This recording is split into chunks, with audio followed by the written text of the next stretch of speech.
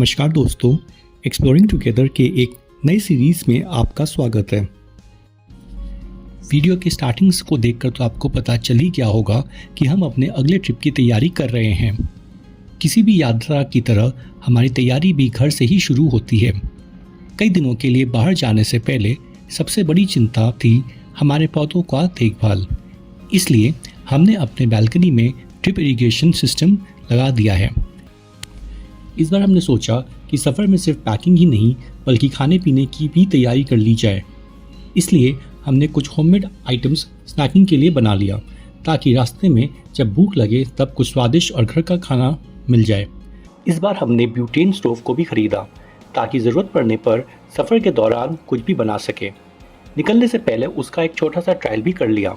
और भला ट्रायल के लिए चाय से बेहतर चीज़ और क्या हो सकती है, इसलिए सबसे पहले उसी पर एक गर्मा गर्म चाय बनाकर देखी।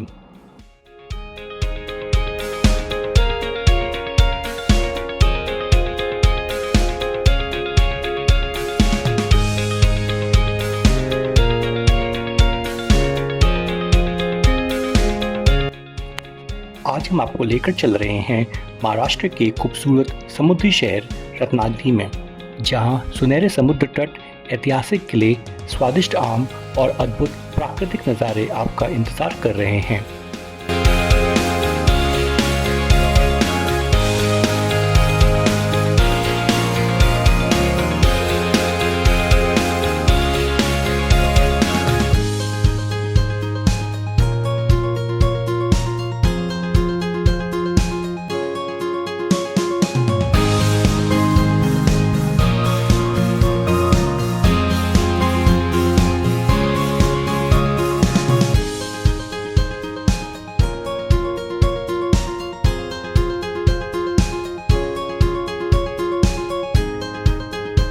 जैसे ही हमने अपनी यात्रा शुरू की, मौसम ने भी अपना रंग दिखाना शुरू कर दिया। हल्की हल्की बारिश होने लगी और देखते देखते पूरा माहौल मानसून जैसा हो गया।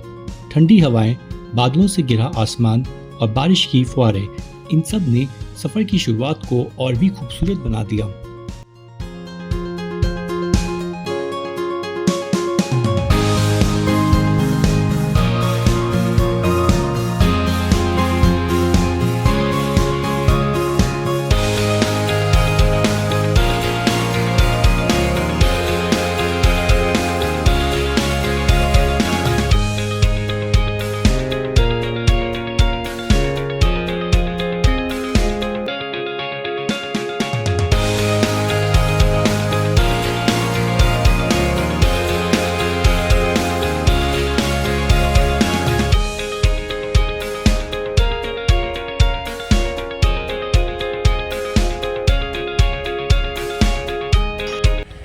इस बार की आइटनरी हमारी कुछ ऐसे होने वाली है कि हम ग्रेटर नोएडा से कोटा डे 0 में पहुंचेंगे।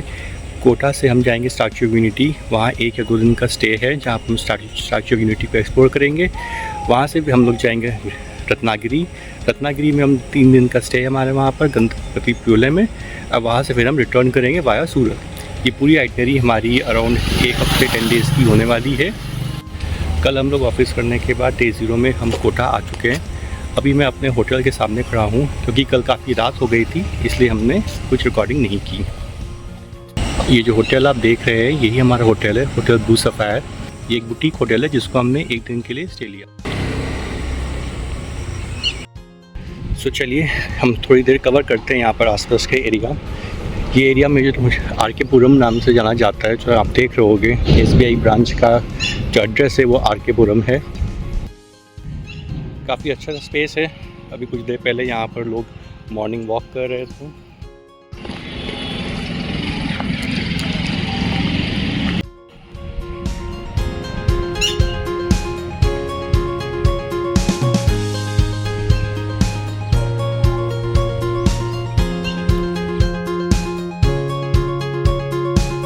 ये एक नॉर्मल सा होटल था जिसे हमने पहले से ही बुक करा रखा था।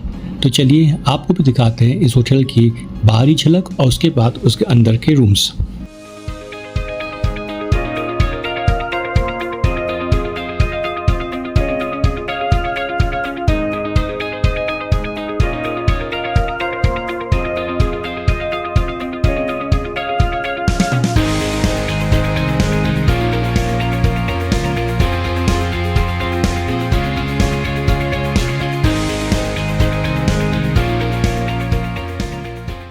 ये एक बेसिक सा कमरा था जहाँ ज़रूरत की सारी चीज़ें प्रेजेंट थी। Separate coffee table, TV, coffee maker और क्लीन बेडशीट्स एंड लाइनन्स। कुल मिलाकर ये एक आरामदायक स्टे था।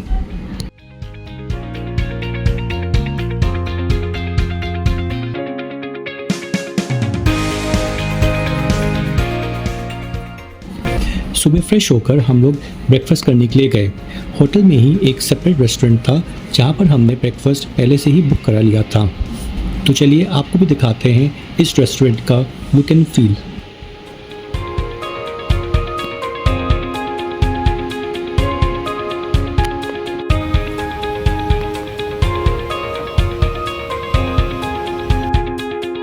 I tend to go in the beach. I'm right too excited to go to the Statue of Unity. So friends, अभी हम कोटा से निकल रहे हैं सुबह 9 बजे।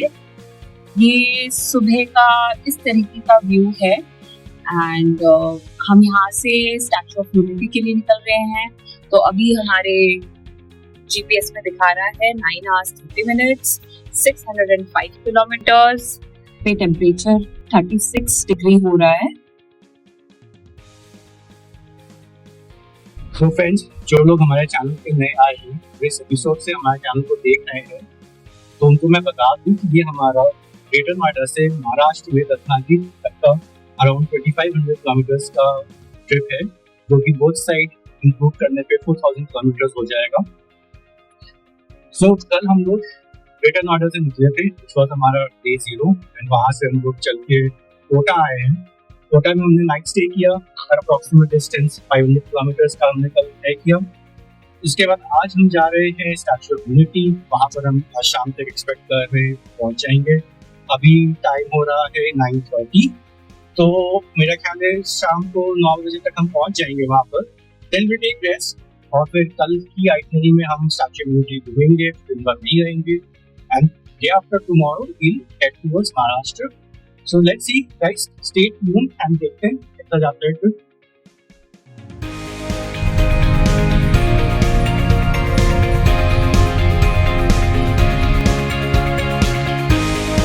So, काफी लोगों ने हमसे पूछा, हमारे फ्रेंड्स ने, फैमिली मेंबर्स ने, कि समर वेकेशंस में जब जून में हम लोग जब नॉर्थ में रहते हैं तो हम लोग हिमाचल या उत्तराखंड क्यों नहीं जा रहे हैं। तो देयर इज स्पेसिफिक रीजन। अभी तक तो हम वहीं पे ही जाते थे, बट इस बार हमने सोचा कि नहीं, हम नहीं जाएंगे।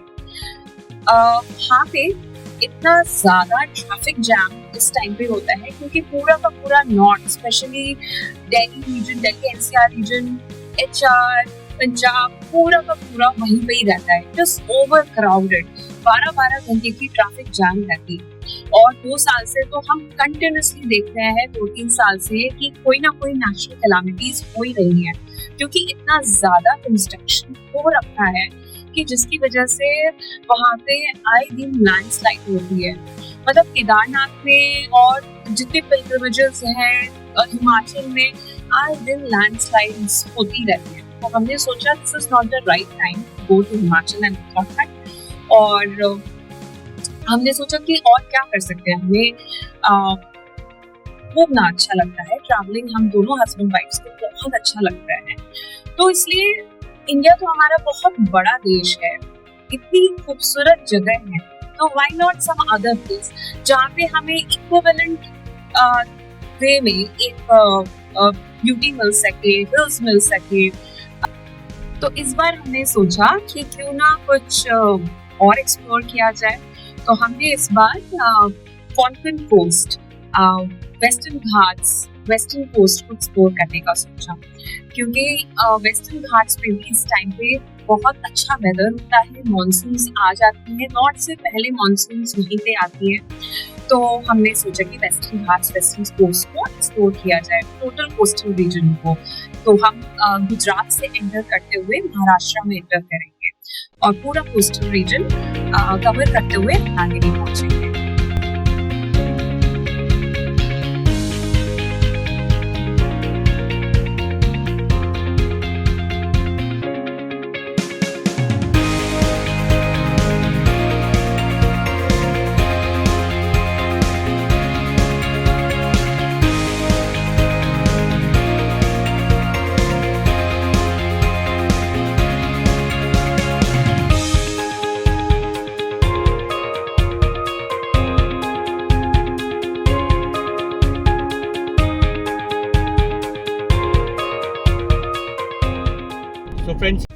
लोग दिल्ली से कोटा आ रहे थे, कोटा से आज हम स्टैच्यू यूनिटी जा रहे हैं, तो काफी बार हमने एक नंबर देखा है NE4, और कल से हम सोच रहे थे कि ये NE4 क्या है, और बहुत तरह के गेसेस हमने किया कि क्या नेशनल एक्सप्रेस वे है या क्या है, बिकॉज जनरली हम लोग जब जाते हैं तो नेशनल हाईवे आता है, तो गूगल सर्च करने के बाद हमें पता चला कि NE stands for national express way और NE4 is actually Mumbai Delhi express way, उसको हमने NE4 बोला हुआ इन्होंने, और कॉमनली हम उसको दिल्ली मुंबई एक्सप्रेस वे कहते हैं।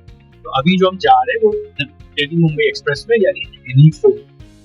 अभी ये पूरी तरह कंस्ट्रक्टेड नहीं है, बीच में काफी बार डिटूर्स थे, बट हाँ जहाँ जहाँ कंप्लीशन है वहाँ अच्छा। शहंशाह जा बना गाड़ी चला रहे हैं, नया स्टाइल, लेन असिस्ट क्या मिल गया, स्टीयरिंग ही छोड़ दिया। पर आप ऐसा ना करें, ये तरीका बिल्कुल सही नहीं है, रेकमेंडेड नहीं है। यहाँ पे आपके मुंबई एक्सप्रेसवे में आपको ऐसे रेस्टरूम्स भी मिलेंगे, और ये काफी डेवलप लग रहा है। यहाँ पे आपका ट्रॉमा सेंटर भी है, बहुत बड़ा आपका ये फूड स्ट्रीट भी है, तो काफी चीजें यहाँ पे हैं देखने को मिल रही हैं। सो फ्रेंड्स, अभी हम लोग एक वॉशरूम या रेस्टोरेंट टाइप का जगह पर गए हैं, तो एक चीज अच्छी बात है यहाँ पर कि एवरी 5 किलोमीटर्स में इस टाइप के रिफ्रेशमेंट सेंटर्स हैं, एंड इस वाले की खास बात ये है कि आप देख सकते हैं कि प्रॉपर पार्किंग है, एंड जो सबसे अच्छी बात ये है कि पार्किंग का जो ऊपर एरिया है यहाँ सोलर पैनल्स है, which is like double purpose all कि सोलर पैनल से आप इलेक्ट्रिसिटी जनरेट कर पा रहे हो, और साथ में जो है ये कार के लिए पार्किंग स्पेस भी बन गई है, which is very good thing.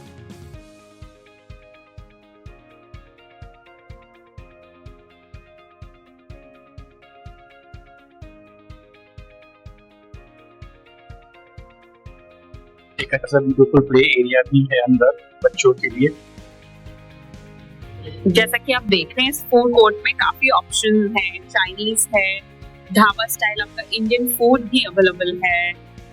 यहाँ पे आपका पिज्जा हट, और यहाँ पे वांगो साउथ इंडियन भी अवेलेबल है। तो फ्रेंड्स, हमने अभी यहाँ पर जो है मीठी लस्सी मंगवाई है, टेक अ ब्रेक, एंड बाकी के लिए जो है cheese burger, which is taking some time. एक बार हम यहाँ पर ब्रेक ले ले, रिफ्रेश कर ले, गाड़ी को भी ब्रेक दे दे, बिकॉज समर से रेस्ट देना बहुत जरूरी है, कार को भी, एंड उसके बाद फिर हम यहाँ से आगे चलेंगे। की बोलते बोलो।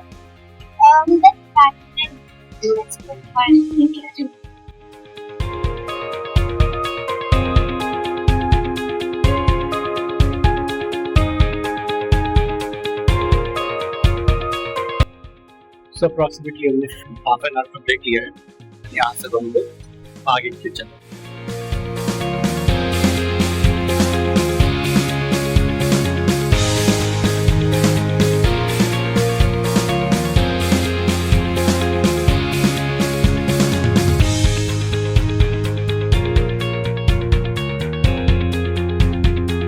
जैसे जैसे हम आगे बढ़ रहे थे, हमें एक ऑपरेशनल विंडमिल भी दिखाई दिया। गूगल करने पर हमें पता चला कि ये कंटिन्यूम विंड फार्म है नियर मंदसौर और रतलाम। यहाँ पर हम एक इम्पॉर्टेंट चीज़ आपको बताना चाहेंगे कि दिल्ली मुंबई एक्सप्रेसवे पर सफ़र करते हुए हमें एक डाइवर्जन लेना पड़ा। कोटा और रतलाम के बीच का कुछ हिस्सा अभी भी पूरी तरह तैयार नहीं हुआ है, इसलिए यहाँ एक्सप्रेसवे से बाहर निकलकर कुछ दूरी हमें एक दूसरे रास्ते से तय करना पड़ा। मुकुंदरा हिल्स वाले सेक्शन पर सुरंगों का काम अभी भी अंतिम चरण पर है।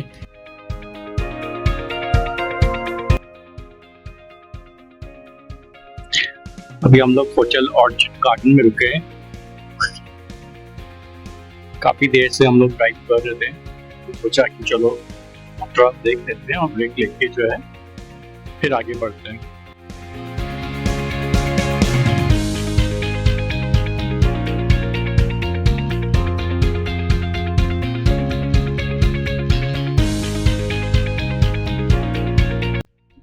फाइनली हमने जो डिटूर किया था अराउंड 2.5 hours पहले from NE4 that is Mumbai Delhi express से अब हम फिर से उस पर वापस चढ़ने जा रहे हैं।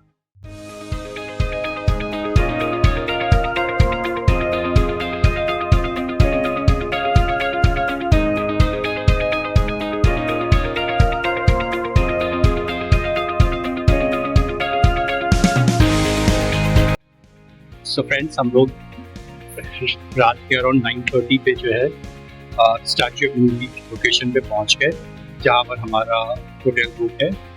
तो फॉर द गुड ड्राइव। सो ये पार्किंग है जहाँ पर हमने अपनी गाड़ी पार्क की है। होटल का नाम है the Grand Unity hotels and rooms. So ये ऊपर का जो फ्लोर देख रहे हो ये है एक्चुअल होटल। तो हमने अपनी गाड़ी जो है यहाँ पार्क कर दी है, उसके बाद लिफ्ट से हम ऊपर चलेंगे।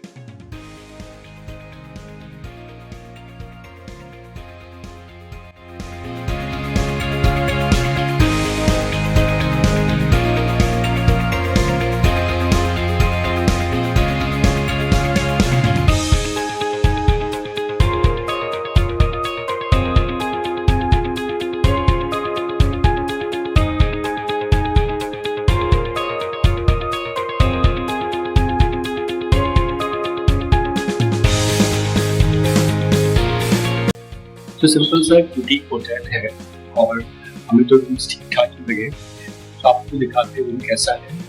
तो हमारा स्टे यहाँ पर 2 days का है। So today stay 1 which is like already night। कल हम ऐसे ही जाएंगे एंड वहाँ से वापस आके we stay back here and day after tomorrow we leave for Ratnagiri. तो ये है प्लान। आइए आपको भी रूम दिखाते हैं।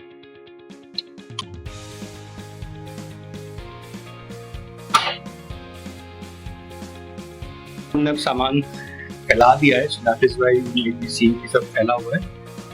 डिनर का हमने आते ही ऑर्डर कर दिया, तो इट्स देयर।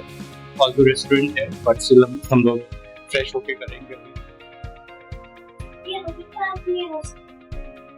वाटर बॉटल्स हमने दे रखे हैं, कुछ फ्रूट्स वगैरह, ओवरऑल ठीक ठाक।